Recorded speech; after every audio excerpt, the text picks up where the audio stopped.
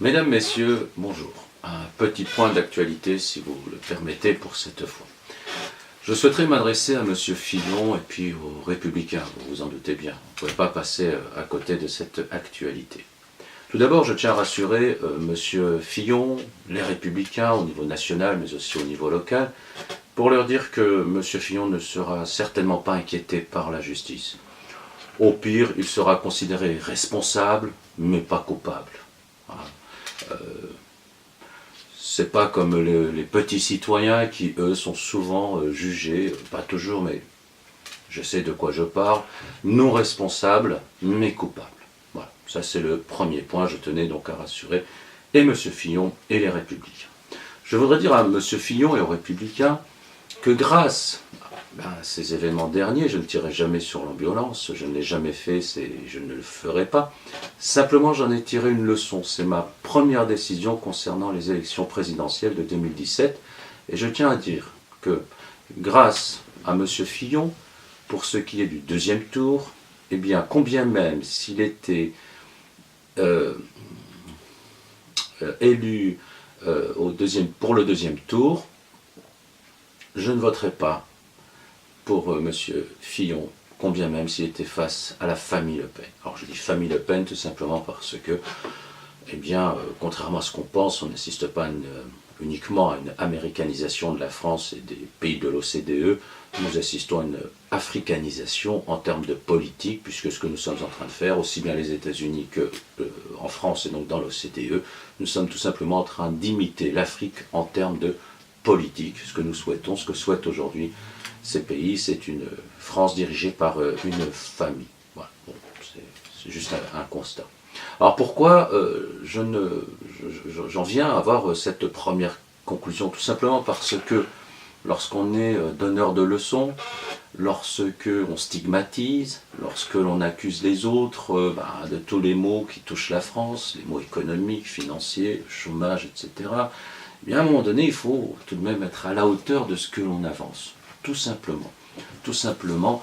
Et c'est un petit peu léger et indécent, très indécent, d'avoir tenu de tels propos à l'égard des fonctionnaires, à l'égard des ouvriers, des employés. Voilà. Je ne développerai pas plus parce que c'est vrai que c'est quand même gênant. On est dans une situation où on a affaire quand même maintenant à un ultra-conservateur. Un ultra-conservateur qui nous parle de l'IVG, au lieu de nous parler de la France de 2030, 2040, peut-être même 2050, comme l'ont fait en son temps Mitterrand, De Gaulle. Non, on a un candidat qui potentiellement pouvait devenir président de la République, nous parle de l'IVG et des fonctionnaires, et des fonctionnaires territoriaux. Non, il aurait mieux valu qu'il nous parle de la France telle qu'il la voit dans 50 ans ou dans 30 ans pour nos enfants, peut-être pour certains même, nos petits-enfants. Un ultra-conservateur, pourquoi j'utilise ce mot? Tout simplement parce qu'un ultra-conservateur, au-delà de la définition que nous pourrions retrouver dans Wikipédia ou ailleurs, un ultra-conservateur, c'est une personne qui fait fi des décisions récentes des chefs et des guides religieux.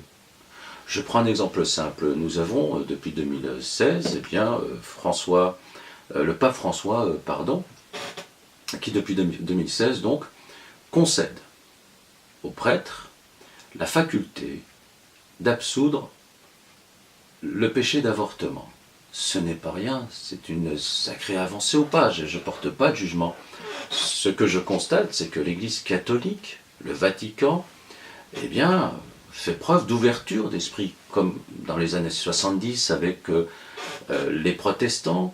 Alors il y a d'autres religions naturellement qui sont contre littéralement, encore que l'on prenne le judaïsme ou encore l'islam, on a une petite ouverture d'esprit puisqu'on concède parfois, on accepte l'avortement dans certaines situations bien précises. Voilà, donc un ultra-conservateur, c'est quelqu'un qui, en fin de compte, se prend peut-être ou remplace peut-être Dieu. Mes propos sont lourds de conséquences, ça je l'admets, mais en même temps, je les maintiens, je suis prêt, comme je le dis toujours, à en débattre avec, puisqu'on parle ici d'une personne qui représente les Républicains, je suis prêt à en débattre avec eux. Naturellement, entre le conservatisme et le progressisme, il y a certainement, encore une fois, un juste milieu, et je n'en doute pas. Au-delà de cette dimension donc religieuse et spirituelle, peut-être que c'est la dimension financière qui gênerait M. Fillon et les Républicains, je ne sais pas. Si je m'arrête sur les chiffres le plus simplement du monde, on a approximativement 200 000 IVG par an en France, c'est un chiffre dont la grandeur est juste, et l'IVG coûte en France, pareil, la grandeur est juste, approximativement moins de 200 euros. Si je fais la multiplication, j'obtiens approximativement 20 millions d'euros de dépenses dans le cadre de l'IVG. Alors, naturellement, je crois que ça fait que quelques années, depuis Marisol Touraine, me semble-t-il, que le remboursement est ouvert aux femmes majeures. Sans remettre en question et sans passer des heures et des heures et des débats télé sur la question, je pense que on peut envisager un remboursement automatique et intégral pour les enfants de moins de 18 ans, et puis ensuite conditionner les remboursements selon la situation sociale, financière des femmes adultes. Voilà, au-delà de cela, je ne vois pas ce que l'on pourrait dire de plus sur l'IVG.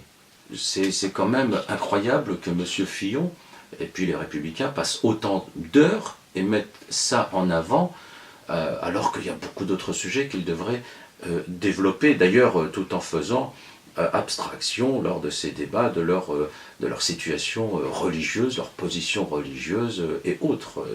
On a depuis le siècle des Lumières, on a depuis la Révolution française de 1789 des articles de la Constitution qui nous permettent quand même aujourd'hui d'avoir une vraie lecture, un vrai recul sur ce qu'est l'homme dans la société, dans la religion, dans l'économie, etc. Une vraie lecture qui nous permet, eh bien, oui, de préparer la société de demain, alors que là, nous n'avons rien du tout de cela. Alors, je conclurai simplement en demandant à M. Fillon, et puis à tous ses camarades, de chez les Républicains en particulier, puisque les conservateurs sont plutôt naturellement dans ce parti politique, je n'inclus pas l'extrême droite, où là, c'est encore une autre dimension d'ultra-conservatisme, enfin, pseudo-ultra-conservatisme, peut-être que ça fera l'objet d'une prochaine vidéo. Pour leur dire simplement, la boîte de Pandore, vous l'avez déjà bien ouverte. Ça, je crois que c'est clair pour tout le monde.